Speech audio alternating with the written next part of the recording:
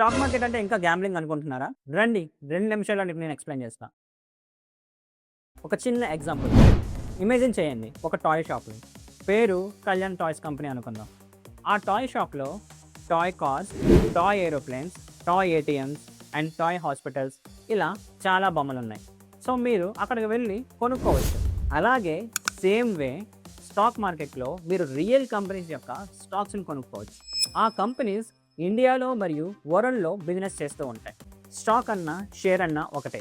ఇప్పుడు ఒక ఎగ్జాంపుల్‌తో చూద్దాం. ఇమాజిన్ చేయండి ఒక కంపెనీ హోలీ చాయ్ వాలా కంపెనీ. ఆ కంపెనీ ఎక్స్‌పాండ్ అవ్వడానికి ట్రై చేస్తుంది. సో, ఎక్స్‌పాండ్ అవ్వడానికి దానికి 2 ఆప్షన్స్ ఉన్నాయి. మొదటిది బ్యాంక్ దగ్గరికి వెళ్లి లోన్ తీసుకోవడం. అది ఈఎంఐ ప్రెషర్ అండ్ ఇంట్రెస్ట్ కూడా చాలా ఎక్కువ ఉంటుంది. ఒక గ్రోయింగ్ కంపెనీకి ఈఎంఐ ప్రెషర్ అంత మంచిది కాదు. ఇంకా రెండో ఆప్షన్ కంపెనీ కొంత ఓనర్‌షిప్‌ని పబ్లిక్‌కి అమ్మడం. ఆ ఓనర్‌షిప్ షేర్స్‌లో ఉంటుంది. ఆ షేర్స్‌నే మనం స్టాక్స్ అని కూడా అంటుంటాం. కంపెనీ పబ్లిక్‌కి స్టాక్ అమ్మినప్పుడు కొంత పర్సెంటేజ్ ఆఫ్ ఓనర్‌షిప్ పబ్లిక్‌కి ట్రాన్స్‌ఫర్ అవుతుంది. ఇప్పుడు ఇంకో ఎగ్జాంపుల్. హోలీ చాయ్ వాళ్ళకి 1,00,000 షేర్లు ఉన్నాయి అనుకుందాం. సో, అందులో 10,000 షేర్స్‌ని పబ్లిక్ అమ్మాడంటే 10% ఆఫ్ ఓనర్‌షిప్‌ని పబ్లిక్‌కి ట్రాన్స్‌ఫర్ చేసినట్టే.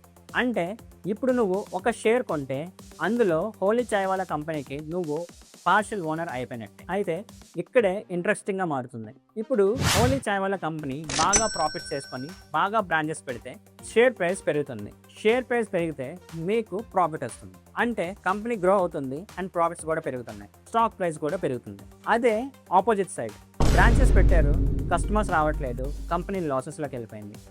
ఆటోమేటిక్‌గా షేర్ ప్రైస్ తగ్గిపోతుంది. అందుకే ఎప్పుడైనా మీరు ఏ కంపెనీలోనైనా ఇన్వెస్ట్ చేసే ముందు ఆ కంపెనీని అర్థం చేసుకోవడం చాలా ఇంపార్టెంట్. అసలు ఆ కంపెనీ ప్రాఫిట్ చేయగలుగుతుందో లేదో కూడా మీరు ఫోర్కాస్ట్ చేయగలగాలి. కాబట్టి స్టాక్ మార్కెట్ అనేది గ్యాంబ్లింగ్ కాదు.